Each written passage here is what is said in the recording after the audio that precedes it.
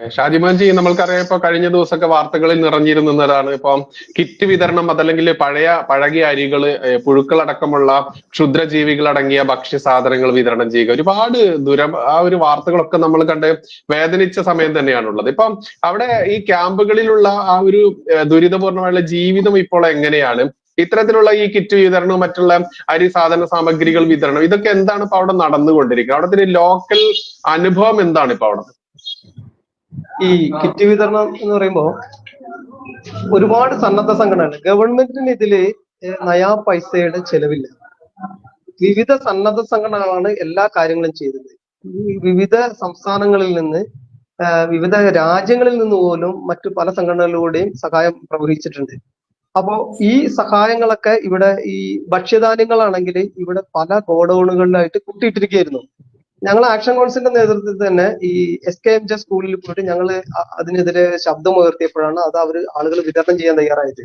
ഇതില് മറ്റൊരു വിഷയം പറയാനുള്ളത്, ഇവിടെ പഞ്ചായത്ത് ഭരണസമിതി ഉണ്ട്. അങ്ങേറ്റം ഈ കോൺഗ്രസ് മുസ്ലിം ലീഗിന്റെ നേതൃത്വത്തിലുള്ള പഞ്ചായത്ത് ഭരണസമിതി അങ്ങേറ്റം കഴിവുകെട്ട ഒരു ഭരണസമിതിയാണ് ഇവര് തമ്മിലുള്ള LDF UDF തമ്മിലുള്ള പഞ്ചായത്ത് ഭരണസമിതിയും കേരള സർക്കാരും തമ്മിലുള്ള ഒരു വടംവലി ഈ ജനങ്ങൾക്ക് ജീവിതം കുറച്ചുകൂടി ദുരിതപൂർണ്ണമാക്കുന്നുണ്ട്. ഈ കിറ്റ് എന്ന് പറയുമ്പോൾ ഇവര് കൃത്യമായിട്ട് ഇവിടെ കൊണ്ടുവന്ന് സൂക്ഷിച്ചു വെച്ചത് ഇത് തിരഞ്ഞെടുപ്പിന് ഉപയോഗിക്കാൻ വേണ്ടിയിട്ടാണ്. അപ്പോഴാണ് ഞങ്ങൾ ഈ ബഹളം ഉണ്ടാക്കുന്നത്. അങ്ങനെയാണ് ഇത് കൊടുത്തത്. ഇത് ആളുകൾക്ക് കൃത്യസമയത്ത്, അത് മാത്രമല്ല ഇവർ ഈ 10, 11, 12 വാർഡുകളാണ് ഈ ദുരന്തം നേരിട്ട് അനുഭവിച്ച ആളുകൾ.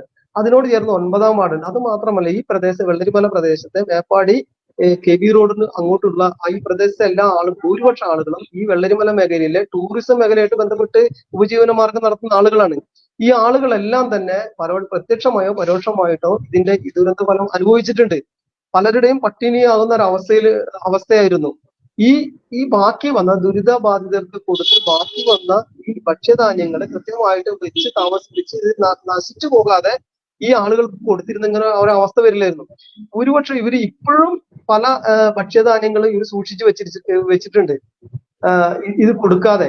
ഈ ഒരു വിഷയം സമരങ്ങളും ഒക്കെ ഞങ്ങൾക്കെതിരെ ലാത്തിചാർജ് പോലും ഉണ്ടായി, ഇതിനെതിരെ സമരം ചെയ്തിട്ട്.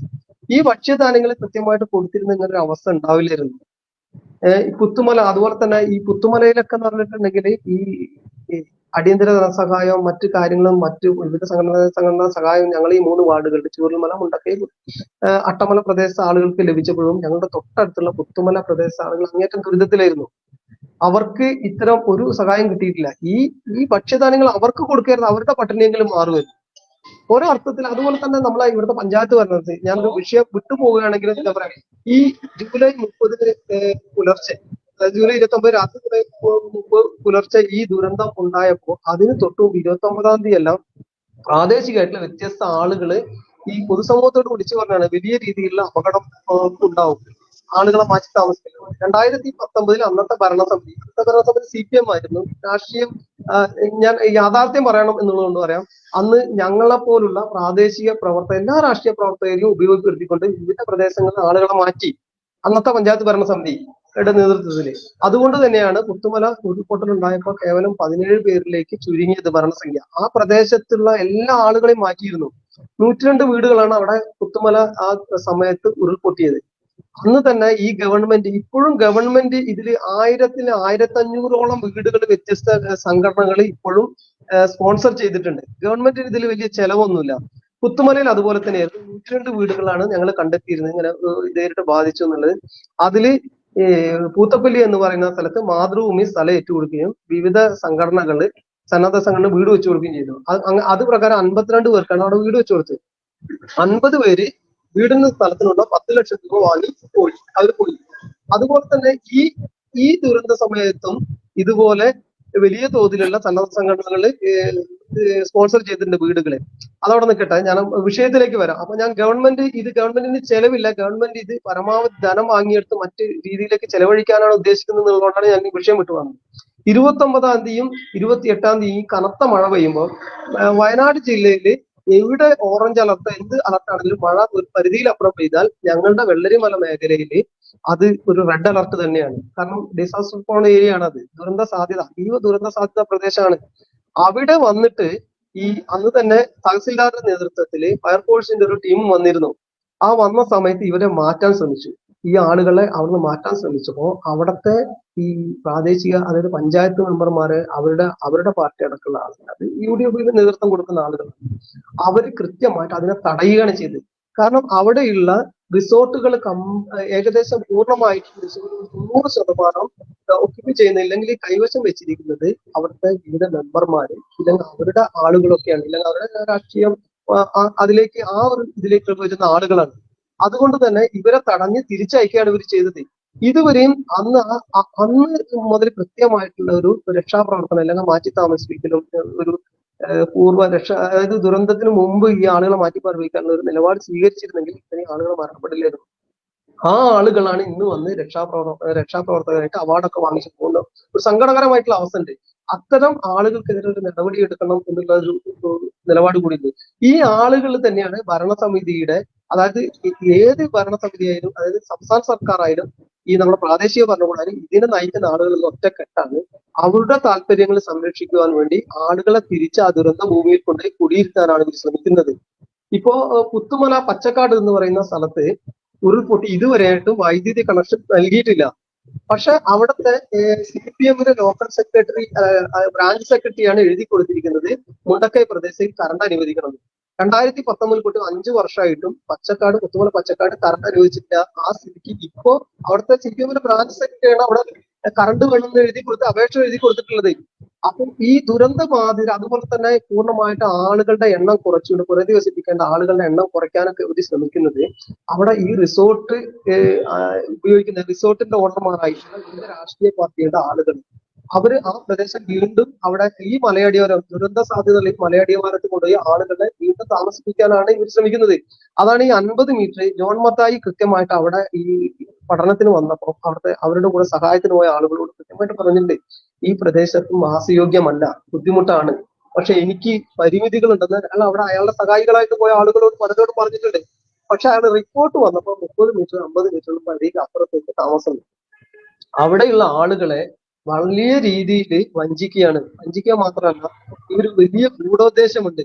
ആ പ്രദേശത്തേക്ക് അവരെ കൊണ്ടുപോയി ഇനി അവിടെ താമസിപ്പിച്ച് ഇനി ഒരു ദുരന്തം സൃഷ്ടിക്കാനാണ് ഗവൺമെന്റ് ശ്രമിക്കുന്നത്. ഇതിന് എല്ലാ രാഷ്ട്രീയ പാർട്ടികളും ഇതിന് കൂട്ടാണ്. അവിടെയുള്ള ഏകദേശം എല്ലാ രാഷ്ട്രീയ പാർട്ടികളും തന്നെ ഈ ഇവരുടെ രാഷ്ട്രീയ പാർട്ടി നേതൃത്വങ്ങൾ, അതിൽ തന്നെ കുറച്ചെങ്കിലും നിലപാടുള്ള ഇത് രാഷ്ട്രീയ പ്രസ്ഥാനങ്ങളിലെ ആളുകൾ നിലപാട് പറയുന്നുണ്ടെങ്കിലും അവരവരുടെ രാഷ്ട്രീയ പ്രസ്ഥാനത്തിന് എതിരാകുന്നതുകൊണ്ട് അവർ നിശബ്ദത പാലിക്കുകയാണ്. ഇനിയും ആളുകളെ വലിയ രീതിയിൽ കൂട്ടക്കൊല ചെയ്യാനാണ് ഇവർ ശ്രദ്ധിക്കുന്നത്. അത് മാത്രമല്ല, നിങ്ങൾ ശ്രദ്ധിക്കണം, അവിടെ നമ്മളൊരു MP, നമുക്ക് അന്നൊരു രാഹുൽ ഗാന്ധി നമ്മുടെ ഞങ്ങളുടെ MP ആയിരുന്നു. അദ്ദേഹം 2ാം തവണ ജയിച്ചു. ഒരേ ഒരു രാഷ്ട്രീയ പ്രവർത്തകനിലും ഒരേ ഒരു രാഷ്ട്രീയ നേതാവിനെ, ജനപ്രതിനിധിയാണ് അവിടെ ആളുകൾ ഞങ്ങൾക്ക് ആവശ്യമില്ല എന്ന് പറഞ്ഞ് തിരിച്ചയച്ചത്. ഒരേ ഒരാളെയാണ് രാഹുൽ ഗാന്ധി അവിടെ നിന്ന് ആളുകൾ തടഞ്ഞ് അദ്ദേഹം വന്ന് അവിടെ സെൽഫി എടുത്ത് തിരിച്ചു. അദ്ദേഹത്തെ മാത്രമാണ് അവിടെ ആളുകൾ തടഞ്ഞത്. അപ്പൊ എല്ലാ അർത്ഥത്തിലും അങ്ങേയറ്റം പരാജയമാണ് ഈ നമ്മളെ ജനപ്രതിനിധികളായാലും ഒരു ഉള്ളതില്ല എന്ന് പറയുന്നില്ല. നമ്മുടെ MLA കുറച്ച് ജനങ്ങളുടെ ഇടയിൽ നന്നായിട്ട് പ്രവർത്തിച്ചിട്ടുണ്ട്. അത് നമ്മൾ രാഷ്ട്രീയം മറന്നുകൊണ്ട് നമ്മളത് പറയുന്നത് ശരിയല്ല എന്ന് ഞാൻ പറയുന്നത്. പക്ഷെ MP-യുടെ ഭാഗത്തു നിന്നായിരുന്നു ഗവൺമെന്റ്, പഞ്ചായത്ത് ഭരണകൂടം വളരെ മോശമായിട്ടുള്ള രീതിയിലാണ് കൈകാര്യം ചെയ്യുന്നത്. അത് മാത്രമല്ല, അവരുടെ പിടിപ്പുകൾ കൊണ്ടാണ് ഇത്രയും ആളുകൾ മരണപ്പെട്ടത്. സംസ്ഥാന ഗവൺമെന്റും ഇതിന്റെ കാര്യത്തിൽ കൃത്യമായിട്ടുള്ള എന്താ പറയാ കഴിവുകേടാണ്. അവർക്ക് ഇത്തരം കാര്യങ്ങൾ കൈകാര്യം ചെയ്തുള്ള പരിചയമില്ല, ഇല്ലെങ്കിൽ കഴിവില്ല. ഗവൺമെന്റിന് ഇതുപോലൊരു ദുരന്തം, ഇപ്പൊ നമുക്കറിയാം ഗുജറാത്ത് ദുരന്തം, ഇല്ലെങ്കിൽ ഗുജറാത്തിലെ ഭൂകമ്പം ഉള്ളപ്പോൾ അതൊക്കെ കഴിഞ്ഞുകൊണ്ട് അതിനെ എങ്ങനെയാണ് തിരിച്ചു കൊണ്ടുപോകുന്നത് നമ്മുടെ മുമ്പിൽ വലിയ മാതൃകകളുണ്ട്. അതുപോലെ കേവലം ഒരു 3 വാർഡുകളിൽ, എന്റെ വില്ലേജിലെ 3 വാർഡുകൾ, അതിൽ തന്നെ മുണ്ടക്കൈ എന്ന് പറയുന്ന 11ാം വാർഡ് പൂർണ്ണമായിട്ടും പോയി. 12ാം വാർഡ് സ്കൂൾ റോഡ് ഭാഗം മാത്രമാണ് പോയത്. ബാക്കിയുള്ള ഭാഗം നീലിക്കാപ്പ് ഭാഗമൊക്കെ അവിടെ അങ്ങനെ കാര്യമായിട്ട് ബാധിച്ചിട്ടില്ല. ഇത് പരോക്ഷമായിട്ട് ബാധിച്ചുള്ളൂ. 10ാം വാർഡിന്റെ തന്നെ അട്ടമല ഭാഗത്തേക്ക് കാര്യമായിട്ട് ബാധിച്ചില്ല. പക്ഷെ ഈ പാലൊക്കെ പോകുന്നുണ്ട്, അവിടെ ജീവിതം ദുസ്സഹമാണ്. 10ാം വാർഡിന്റെ വലിയൊരു ഭാഗത്തും ബാധിച്ചിട്ടില്ല. 12ന്റെയും 10ന്റെയും ചില ഭാഗങ്ങളും 11ാം വാർഡ് പൂർണ്ണമായിട്ടാണ് ഇതിൽ ബാധിച്ചത്. അത്തരം ഒരു 1000-ത്തിനടുത്ത ആളുകൾ ബാധിക്കപ്പെട്ട ഈ വിഷയം ഒരു കൈകാര്യം ചെയ്യാൻ ഗവൺമെന്റിന് കഴിയുന്നില്ല. ഗവൺമെന്റിൽ കൃത്യമായിട്ട് രാഷ്ട്രീയമാണ് കളിക്കുന്നത്. ഇത് അംഗീകരിക്കാനാവില്ല. ഞാൻ ഒരു ആക്ഷൻ കൗൺസിലിലെ കൺവീനർ എന്ന നിലയ്ക്ക് ഞങ്ങൾ വലിയ സമരങ്ങളായിട്ട് മുന്നോട്ട് പോകാനാണ് ഞങ്ങൾ ആലോചിച്ചിട്ടുള്ളത്.